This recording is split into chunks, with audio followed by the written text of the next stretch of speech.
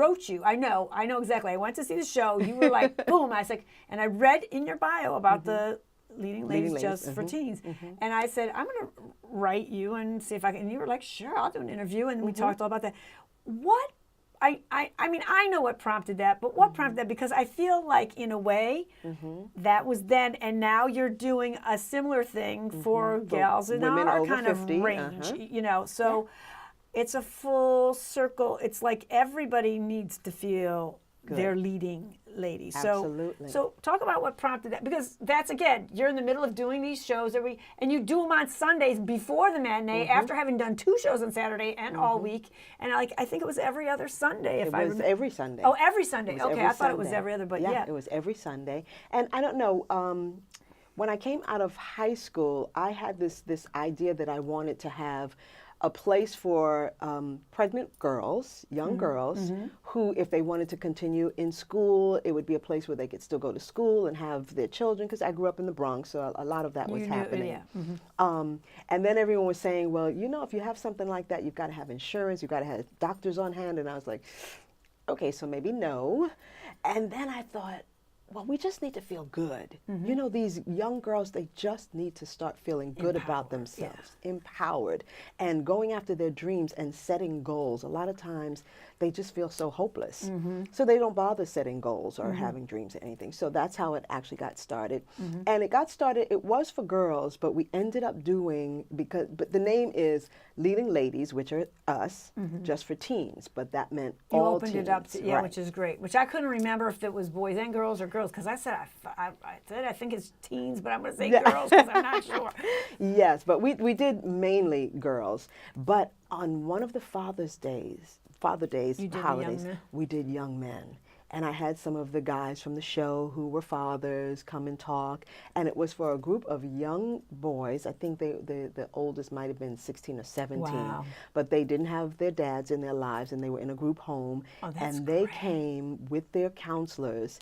And it became, I don't even know how it happened, but they ended up, and I still have them, they all sent me letters afterwards. It really was life-changing for them. It was, they just thanked me, because Father's Day is hard for them. Right. Because they don't have a father. But they came, they saw the show, we talked about just life, and again, setting goals and having dreams. And I tell you, from my first Leading Ladies seminar, there was a young girl, her name was Michelle, and she was in the group, and at that time, I think she was maybe 12, 13 years old. Right, because you brought them in, what, like a couple hours before the yes, show? And they watched me put my makeup on and talk. And it was good for girls, because we had a lot of women who were behind the scenes, like the prop master, and so they got to meet. Roles, women's roles. Exactly. But there was one girl, her name was Michelle, and we stayed in touch, and she ended up being one of my bridesmaids. And literally on Facebook, maybe 2 days ago, she has a son now, and literally 2 days ago, she said, Brenda, you don't know how you changed my life. And that was back in 1995. So yeah, it's now probably right around when we met each other. Exactly. So now to know that at least one person that I met has a life, set a goal, and now she's working, she's got a child, she's, you know. And she's going to pay that forward to a lot of other people. Yeah. Absolutely. So now I'm doing it for women. Yeah, so let's, but before we say that, I want to say this thing, because I know we're going to run out of time, because we could do 2 shows here right now, I know, but you got a theater thing to go to. Because I came up with, I don't want to know if this is an acronym or whatever, but for you, but then I want to talk about the, you know, the second Act 2. Act 2. So if you wanted to do that, I am sorry. Well, it's good. Then you get to say it. Now, you know, when people are in your presence, like I said, I think that everybody becomes uplifted and joyful. You said even on stage. So this is what I put. I say that you're, you know, there's a sense of possibility of hope when people are around you. And so for me, you're a diva, but let me share how I perceive this. Then I broke it down for you, the word diva. So I've said divinely dedicated, igniting, inspiring, vitality, versality, all-around advancement. And those were all just using that's you, and you bring that 24/7. So, and I would say, where does that come from? But we've already talked about it. Absolutely. But let's talk about how you've taken, there's other stuff I want to ask you about when you prepare for roles and stuff, but let's talk about those and how you take that Oh my to goodness. Oh my this God. new thing you're doing. But I just thought about you and I said, okay, let me sit here. And I gotta get that. I'll type it and send it to you on your. Absolutely. You can use it. Absolutely. Quote me, the poet. No, but I mean it. But still couldn't keep it going. In the meantime, I wanted to audition for another company of Chicago. Yeah, That they 'cause were you've done getting it ready to do. quite- I've done it really a lot in 7 years.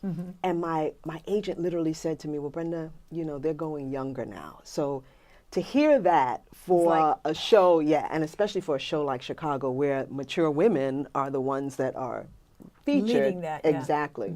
It made me realize that women over 40, over 50 are kind of like the forgotten woman. Not marginalized for They- sure. they're- exactly. So I was like, okay, no, because I still feel fierce. I still feel like you give me a show to do 8 shows a week, and I'm there. I'm ready to do it. Have more energy than the 20-year-olds. Exactly, because I know how to, Keep it together. keep it going.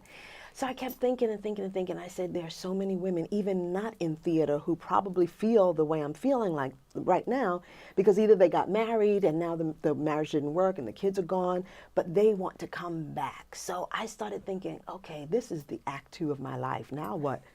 And I was like, oh, Bam, now I got there we go. Act 2, now what? So I developed a seminar that I did for women over 50, Right. where we come in, we recharge, we group, we if you have a dream, we sit down and we go, okay, so how can we make this happen? And everyone helps everyone.